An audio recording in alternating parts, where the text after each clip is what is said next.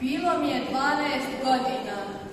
Prvi put sam sišao do grada iz mog sela tihog i dalekog.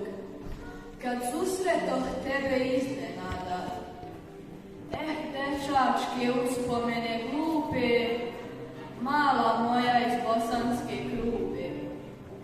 Jesi li me spazila ili nisi, zbunjenoga seoskoga đaka, svetlokosog i očiju plavi, u izlogu novih opanaka, kako zija u izloge skupe, mala moja iz bosanske Krupe.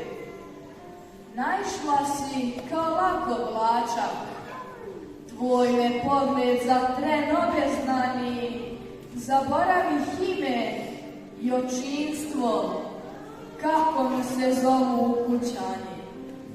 Izneverih poput sablje tupe, mala moja iz bosanske Krupe. Tekli tako gimnazijski dani, uspomena na te ne odsvala. Modra una u proljetne noći tvoje mi je ime šaputala. Lepjela si iznad đačke klupe, mala moja iz bosanske Krupe. Brzo minu naše đakovanje, lagan leptir sa krilima zlatnim, ipak tebe u srcu sačuvah kroz sve bure u danima ratnim. Ta sjećanja mogu da se kupe, mala moja iz bosanske Krupe. Sad je kasno, već mi kosa sjedi, gledam unu čuti kao njema. Zalud lutam ulicama znanim, sve je pusto, tebe više nema. Ej, godine nemjerljive skupe, zbogom mala iz bosanske Krupe.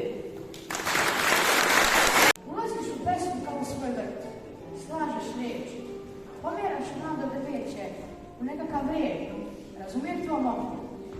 Tako nehajno, kao što u sad moj ulaziš kao u svoj vrt, da te svaka travka s radošću dočekuje i sunce gdje ne nanesi razum. I korak ti je lak i nečujan, kao da si sama od sna satkana. I tako, iz noći noć sa morem snagu premeravaš. Miruješ ga riječima i u bosansku pticu pretvaraš. Ulaziš u pesmu kao u svoj dom, gdje je sve oblikovano tvojom rukom, koja i mojom rukom uzaludne riječi ispisuje, koji bi dan od tebe odbrane.